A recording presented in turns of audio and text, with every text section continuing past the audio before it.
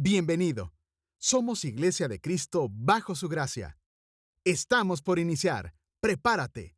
Dios tiene algo especial para ti.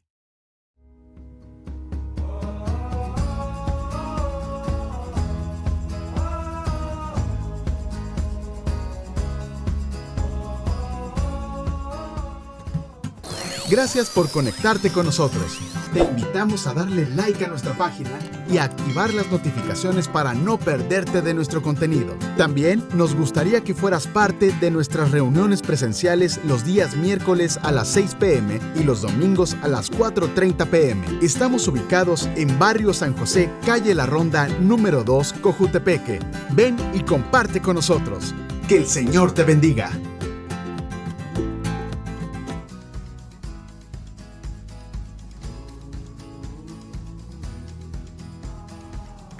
Abra su Biblia en el libro de Marcos, capítulo 9. Marcos, capítulo 9. Hemos aprendido estas semanas atrás acerca de Cristo, de quién es Jesús. Jesús, el hombre que es descrito por el Evangelio de Marcos como el anunciado por los profetas. Desde sus primeros capítulos, en sus primeras líneas, en sus primeros versículos, se presenta a Jesús como el Mesías, como el Cristo anunciado por los profetas. ¿Cuántos dicen amén a eso? Y a mí eso me emociona tanto porque, hermanos amados, si hay algo que nosotros tenemos que apasionarnos por hacer, es por conocer a nuestro Salvador. Amén. ¿Cuántos dicen amén a eso? Conocerlo a Él, para entregarnos a Él y para que verdaderamente le adoremos en espíritu y en verdad. Amén. Cuando usted y yo conocemos a Jesucristo, cuando usted y yo lo conocemos realmente quién es, hermano, no hay nada que nos pueda robar la paz, no hay nada que nos pueda robar el gozo. Y esa es la motivación y ese es el deseo de mi corazón, que cada uno de nosotros conozcamos más de nuestro Salvador. ¿Cuántos dicen amén a eso? Marcos capítulo 9. Y antes de que lo leamos, quiero dar una muy breve introducción. Empezamos hablando de cómo el cielo se abre, el Espíritu Santo desciende como paloma y se escucha la voz de Dios decir: este es mi Hijo amado. Amén. En quien, dice la Biblia, que el Padre dijo: en quien yo tengo complacencia, en quien yo me deleito. A partir de ahí vemos cómo Jesús es llevado al desierto y vemos cómo Cristo es tentado en el desierto. Pero, hermanos amados, Cristo vence la tentación. Inmediatamente después vemos endemoniados que salen por todos lados. Y lo primero que sucede es que los endemoniados saben quién es Jesús. Amén, amén. Amén. Muchos hermanos se conforman con saber quién es Jesús o con creer quién es Jesús, pero Santiago dice que los demonios también creen y tiemblan. Amén. Dígale al que tiene a su lado: no solo se conforme con creer, dígale un poco, necesita profundizar más en quién es Cristo. Amén. Y luego inmediatamente vemos a Jesús sanando a la suegra de Pedro. Luego vemos a Jesús, hermanos amados, demostrando que Él es el Rey del universo. Y una de las maneras que Él demuestra que Él es el Rey, que Él es el Cristo y que Él es el Mesías, es demostrando que Él tiene autoridad sobre la enfermedad. Y vemos a Jesús, hermanos, sanando leprosos. Vemos a Jesús sanando ciegos. Vemos a Jesús sanando personas que no hablan y personas que no escuchan. Vemos a Jesús sanando a una mujer que por 10 años había tenido flujo de sangre. Vemos a Jesús levantando de su lecho a un paralítico. Y si eso fuera poco, también vemos que Jesús tiene autoridad sobre la muerte. Amén, hermano. Cuando levanta a la hija, cuando resucita a la hija de Jairo. ¿Cuántos dicen amén a eso? Y si usted ha estudiado el libro de Marcos, también se habrá dado cuenta que también Jesús es alguien que tiene autoridad y tiene el dominio y tiene el poder para multiplicar. Amén, amén, amén, hermano. Jesús vemos en el Evangelio de Marcos que Él multiplicó los panes y los peces. Pero por si eso fuera poco, Jesús también demuestra que Él es el Mesías, porque Él también demuestra, vale la redundancia, que tiene autoridad sobre los vientos y sobre los mares. Ese es el Cristo al que usted y yo hemos venido a buscar esta tarde. Ese es el Dios al que usted y yo hemos venido a adorar esta tarde. Amén. Yo creí que usted le iba a dar un aplauso al Señor por eso. Un aplauso al Señor. Amén. Pero inmediatamente vemos a Jesús que llega en un punto clímax del Evangelio de Marcos, en el capítulo 8, donde Jesús le pregunta a sus apóstoles: ¿quién dicen los hombres que soy? Ellos le responden y le dicen: unos dicen que eres un profeta más, un maestro más. Pero Jesús va más profundo y les dice: ok, interesante lo que el mundo piensa de mí, pero para ustedes, ¿quién soy yo? Eso pregunta Jesús. Para usted, ¿quién es Jesús, mi amado hermano? ¿Quién es Jesús? Para nosotros Jesús debería de ser el único camino, la única verdad y la única vida. ¿Está aquí conmigo? Y la palabra del Señor dice que Pedro alza la voz en representación de sus amigos apóstoles y dice: tú eres el Cristo, el Hijo del Dios viviente. Y Jesús inmediatamente se da la vuelta y le dice a Pedro: Pedro, esto no te lo reveló ¿qué? Ni carne ni sangre, sino mi Padre que está en los cielos. En pocas palabras, Jesús está aceptando públicamente que Él es el Cristo. Y hermanos amados, ese era un gran problema para los fariseos y los escribas de la época. Gracias, hermana. ¿Por qué? Porque los israelitas, como le mencionaba, esperaban a un Jesús que fuera líder, un líder militar, un líder político, alguien que resolviera los problemas políticos o sociales que en ese momento habían. Los impuestos, las cargas tributarias eran muy grandes en ese momento, y ellos esperaban a un Mesías, a un Cristo que los viniera a libertar, hermanos, de los gobiernos corruptos. Mas sin embargo, ellos tenían una mayor necesidad, igual que usted y que yo. Amén. El paralítico pensó que su mayor necesidad era recuperar o volver a caminar, o caminar por primera vez. La mujer con el flujo de sangre pensó que su mayor necesidad era recibir un milagro de sanidad con respecto a su enfermedad. Pero Jesús siempre se detuvo y les decía: tu mayor necesidad es que restaures tu relación conmigo.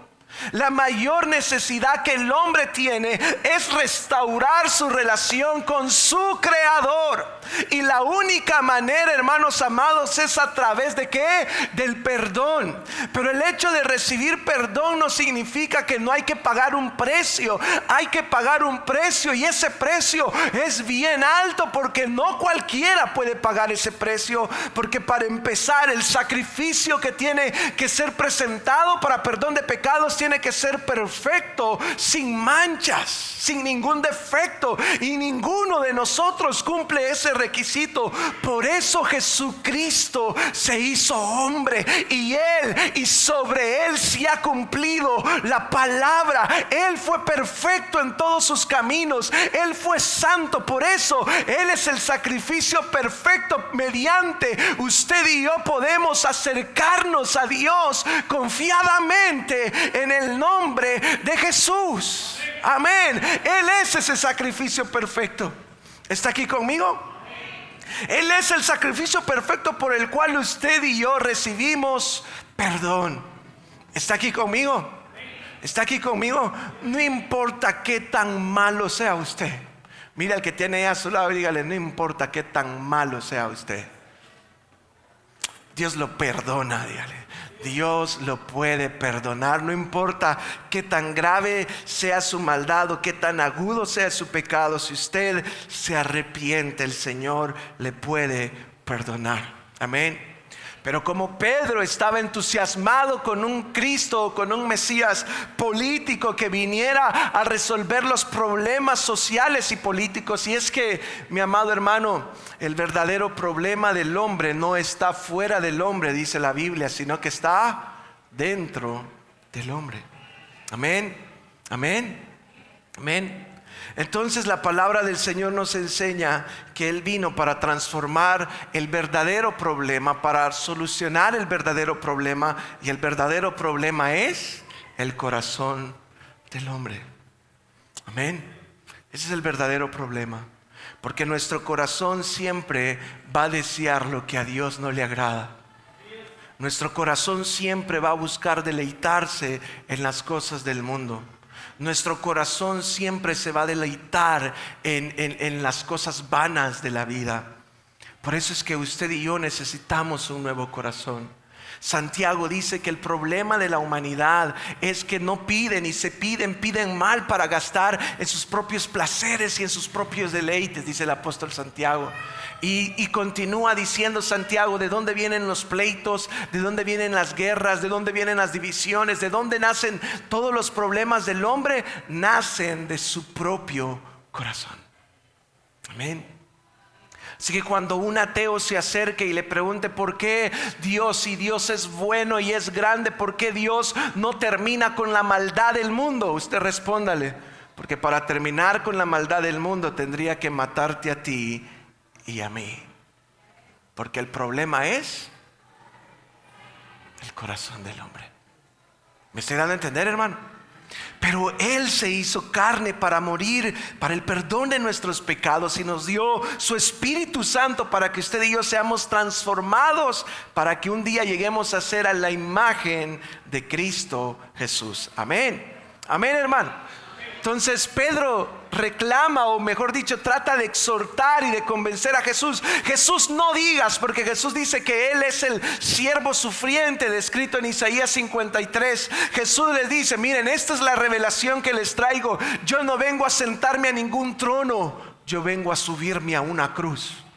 Y para los apóstoles eso fue escandaloso, porque ellos esperaban un político, un rey, un jefe militar, alguien que cambiara o que los liberara del yugo de Roma. Mas sin embargo Él les dice, yo no he venido a liberarlos del yugo de Roma, yo he venido a liberarlos de un yugo más difícil y que ustedes mismos no pueden hacerlo, el yugo de la esclavitud, del pecado. Y el camino para que yo los libere es que yo suba a la cruz del Calvario. Pedro responde, ¿cómo es posible que tú mueras? Jesús le dice, apártate de mí, Satanás, porque tú tienes puesta la mirada en las cosas de los hombres y no puesta la mirada en las cosas de arriba. Pregúntale al que tiene a su lado, ¿dónde está puesta tu mirada? Amén. Después de eso pasaron 6 días, y esa era la introducción. Llegamos a Marcos capítulo 9. Por favor, lea conmigo el libro de Marcos capítulo 9, versículo 1. Dice la palabra del Señor: también les dijo, de cierto os digo, que hay algunos de los que están aquí que no gustarán la muerte hasta que hayan visto el reino de Dios venido con poder. Versículo 2, 6 días después, Jesús tomó ¿a quién? Diga conmigo, a Pedro, a Jacobo y a Juan, y los llevó aparte solos a un monte alto, y se transfiguró delante de ellos. Mire, preste atención al versículo 3, dice, y sus vestiduras se volvieron resplandecientes, muy blancos como la nieve, tanto que ningún lavador en la tierra los puede hacer tan blancos. Y les apareció Elías con Moisés, que hablaban ¿con quién? Con Jesús. Vamos a orar. Padre, estamos aquí delante de ti queriendo conocerte más, aprender más de ti, Señor. Permítenos conocerte más en esta noche. Háblanos a todos al corazón de una manera sobrenatural, que hoy todos aquí seamos desafiados, animados, consolados, exhortados, fortalecidos. Padre, hoy clamamos por una palabra tuya. Padre, te suplicamos que tú nos hables, que tú llenes nuestro corazón de tu preciosa palabra. Señor, tu palabra es lo que necesitamos esta tarde. En Cristo Jesús oramos. Amén y amén. Dice la palabra del Señor que Jesús toma a 3 de sus apóstoles, sube con ellos a un monte, y en este monte Jesús se transfigura. Y lo que está sucediendo, hermanos, es que Jesús toma a 3 de sus apóstoles, sube a un monte, y lo primero que pasa es que la montaña se llenó de una nube. Según los demás evangelios y las descripciones de los demás evangelios, cuando suben a la montaña, esta montaña se llena de una nube muy espesa. Y lo que está pasando, hermanos amados, es que yo creo que inmediatamente los apóstoles recordaron la historia que se había venido contando del Éxodo, cuando Dios se revela a Moisés en aquel monte Sinaí, donde dice la Biblia que todo el monte se llenó de una nube, y inmediatamente la Shekinah, la gloria de Dios, descendió allí. Y en ese mismo, y eso es prácticamente lo que está aconteciendo nuevamente en el libro de Marcos capítulo 9 versículo 4. Y después dice la palabra del Señor que Cristo se transfigura y recibe unas vestiduras blancas, que no hay forma de un blanco tan perfecto en la tierra, que no se ha visto, hermanos amados. Así se transfiguró. Prácticamente Jesús le está confirmando a Pedro su declaración de que Él era el Cristo. Inmediatamente aparecen 2 personajes, Moisés y Elías. ¿Está aquí conmigo? Moisés, hermanos amados, representa la Torá, representa la ley. Elías es representación de los profetas. Ellos están hablando allí con Jesús. Hermanos, usted siga leyendo el texto. Pedro se impresiona tanto al ver este cuadro. ¿Se imagina usted ver a Moisés, ver a Elías y ver a Jesús hablando como amigos? Hay un mensaje que Dios le está dando a sus apóstoles. Inmediatamente, mis amados hermanos, a Pedro se le ocurre una gran idea. Usted puede seguir leyendo la Biblia, y él le dice: Jesús, permítenos construirte una tienda, permítenos construirte 3 tiendas, una Moisés, una para ti y una para Elías. Pero lo que yo quiero que entienda es que cuando Pedro ve la demostración y la manifestación de quién era verdaderamente Jesús, empezó a temblar de temor. ¿Sabe por qué? Porque nadie puede ver a Dios cara a cara y vivir para contarlo. Pedro estaba temblando. La Reina Valera traduce que Pedro dijo: Señor, permítenos construir 3 tiendas. Pero la traducción original dice: Señor, permítenos construir 3 tabernáculos. ¿Sabe por qué? Porque Pedro tenía en mente: no nos podemos acercar a Dios sin sacrificio. Es imposible. Si nosotros no hacemos un medio o una forma de demostrar nuestra santidad, o de demostrar que somos íntegros o merecedores, aquí vamos a terminar muertos. Así que Pedro está diciendo: permítenos hacer 3 tabernáculos, permítenos acercarnos a ti, pero buscarte a ti con cierta devoción, con cierto temor. Eso es lo que Pedro está diciendo. Amén, hermanos. Sigamos leyendo el versículo 5. Entonces Pedro dijo: Maestro, bueno es para nosotros que estemos aquí y hagamos 3 enramadas, una para ti, otra para Moisés y otra para Elías. Porque no sabía, mira el versículo 6 que dice: no sabía lo que hablaba. ¿Por qué? Estaba espantado. ¿Está aquí conmigo? Hermano, cuando tú empiezas a conocer al Señor, te das cuenta de lo santo que Él es, y tu vida empieza a ser transformada. No hay nadie que te diga: cambia esto, deja de hacer aquí, deja de hacer allá, porque tu exposición a la presencia de Dios te empieza a transformar. Te empieza a transformar. Cuando nuestros pecados empiezan a surgir, cuando nuestra maldad empieza a surgir de nuestra vida, es porque nuestra relación con Dios está contaminada, es porque nuestra relación con Dios está dañada, es porque nos hemos alejado de Dios. ¿Sabe por qué? Porque separados de Él nada podemos hacer. Usted y yo no podemos vencer la tentación si no es a través de Él. Versículo 7 dice: entonces vino una nube que les hizo sombra, y desde la nube una voz que decía una vez más: este es mi Hijo amado, que dice: a Él oír. Dice la palabra del Señor que la nube provoca que Elías y Moisés desaparezcan y solo queda Jesús. Y la voz de Dios sale y dice: este es mi Hijo amado, a Él escuchen. Hermanos, nosotros no podemos entender teología, pero al observar la vida de Jesús podemos aprender quién es Dios realmente. ¿Por qué? Porque Dios se hizo carne a través de Jesús. Es mediante nosotros observamos sus obras, sus milagros y sus enseñanzas, es que usted le podemos conocer realmente tal cual Él es. ¿Está aquí conmigo? Hermano, de eso se trata la vida eterna, de que le conozcamos a Él, de que aprendamos quién es Él. El Padre está diciendo: escúchenlo a Él, véanlo a Él escuchen.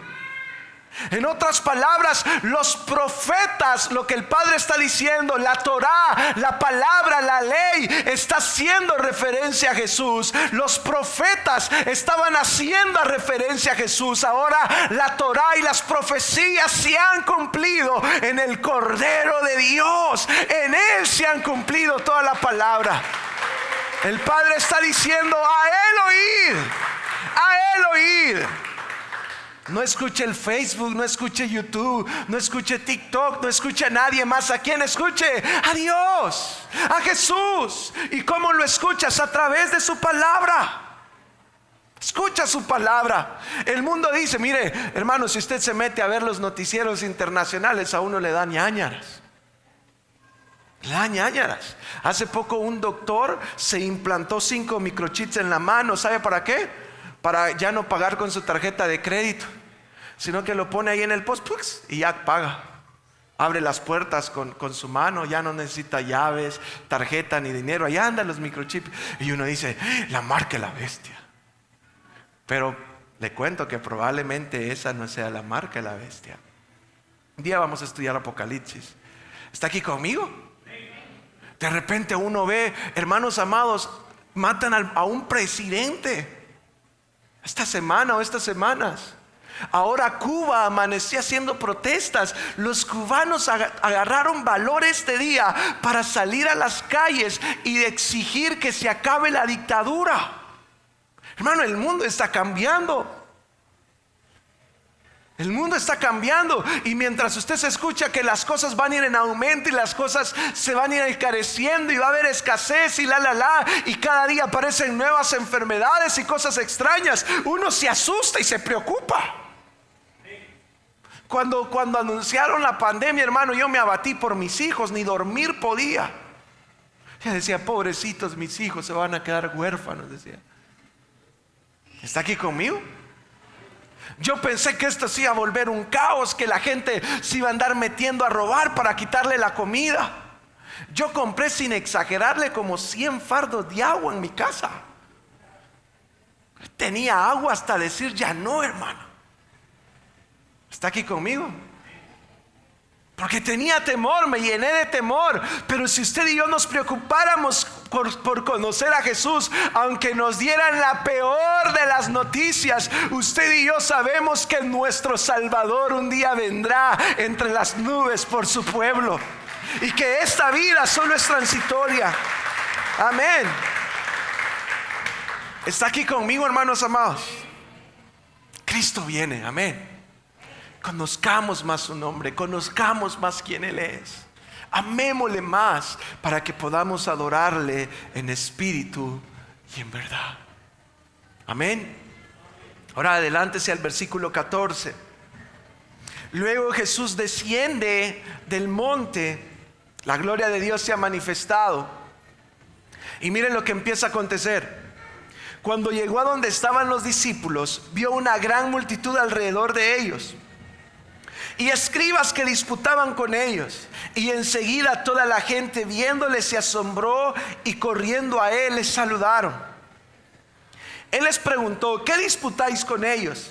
Y respondiendo uno de la multitud dijo: Maestro, traje a ti mi hijo, que tiene un espíritu mudo, el cual donde quiera que le toma le sacude y echa espumarajos y cruje los dientes y se va secando.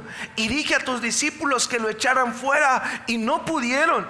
Y respondiendo él les dijo: ¿qué les dijo? Oh generación incrédula, ¿Hasta cuándo he de estar con vosotros? ¿Hasta cuándo os he de soportar?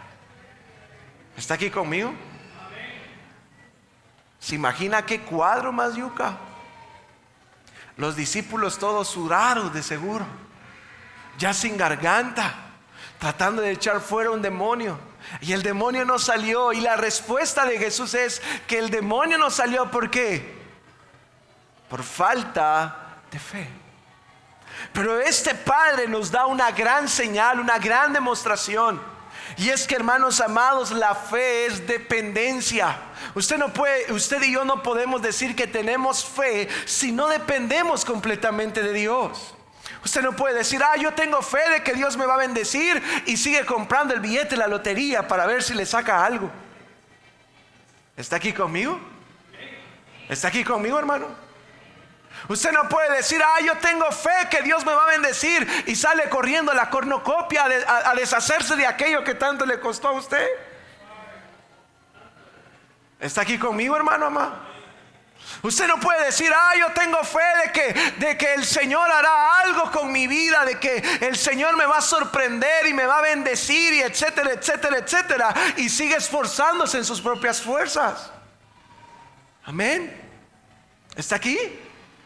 Usted dice, yo tengo fe, y como tengo fe, no me atrevo a depender de mí. Por eso voy a ir a la presencia de mi Dios y voy a clamar a mi Dios, y mi Padre, que ve en lo secreto, que dice la Biblia, me recompensará en público. El padre de este joven demostró algo diferente a lo que el resto había demostrado. Versículo 20 dice, y se lo trajeron, y cuando el espíritu vio a Jesús, sacudió con violencia al muchacho, quien cayendo en tierra se revolcaba echando espumarajos. Jesús preguntó al padre, ¿cuánto tiempo hace que esto sucede? Y él dijo, desde niño. Y versículo 22, escucha esto, y muchas veces le echan en el fuego y en el agua para matarle. Pero si puedes hacer algo, ten misericordia de nosotros y ayúdanos. Esto es adoración. Yo con esto quiero ir terminando. Esta es verdadera adoración. Cuando tú te acercas a Dios y le dices a Dios, Señor, tengo tantos años de estar intentando hacer las cosas diferentes. Tengo tantos años de estar buscando auxilio, de estar buscando ayuda, pero yo hoy sé que tú puedes hacer algo. Dependencia. Esa es verdadera adoración. Cuando tú dependes completamente de Él. Cuando tú descansas completamente en Él. Y descansar y depender de Él, hermanos amados, es tomar el ejemplo de Ana, la mujer que era estéril y que clamaba por un hijo, que se fue al templo y rogaba y rogaba y rogaba y rogaba y suplicaba.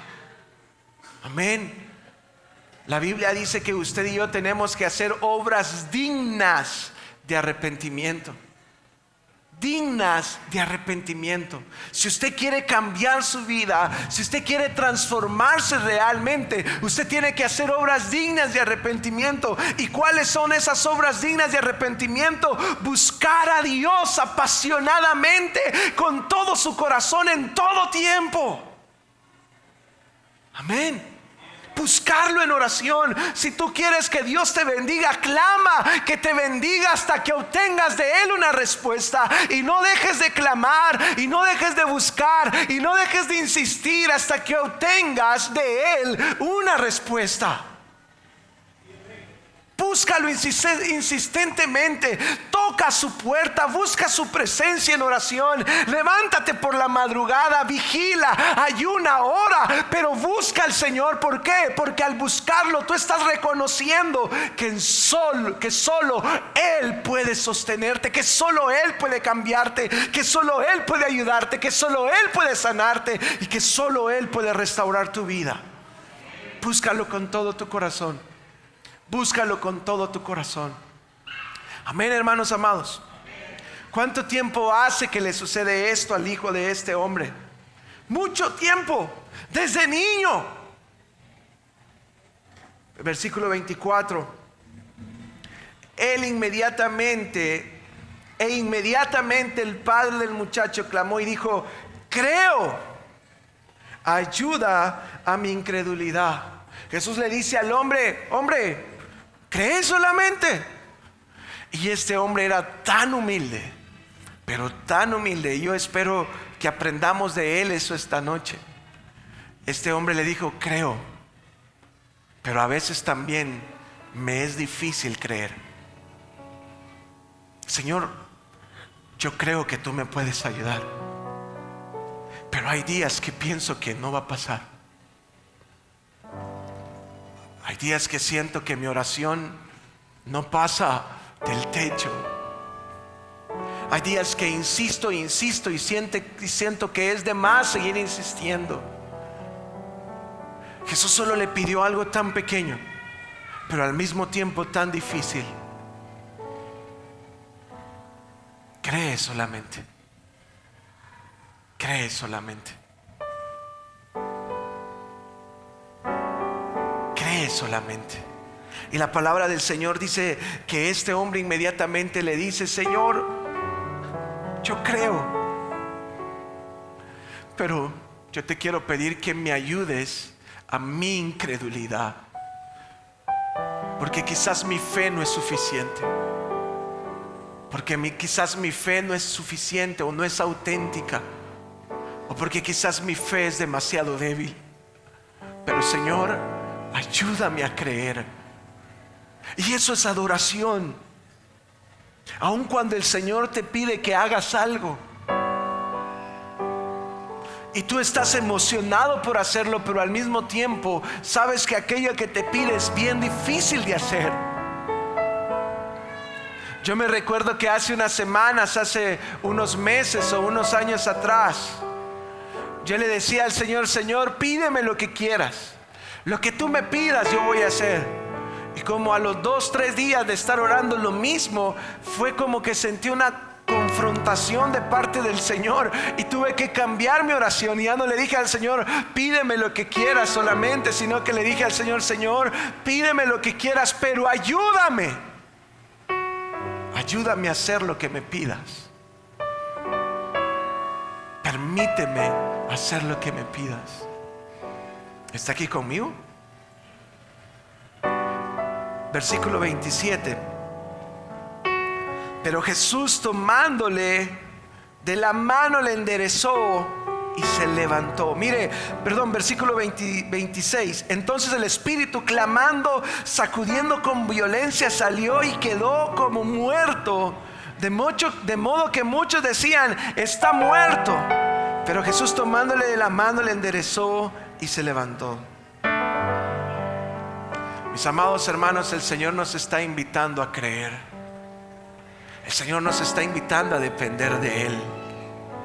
Y lo que está pasando es esto: muchos de nosotros tenemos el conocimiento de quién es Jesús, pero escucha esto: hoy Dios quiere que usted tenga la experiencia de quién es Jesús, de que ya no solo viva de lo que le cuentan o de lo que usted sabe, sino que usted tenga esa experiencia.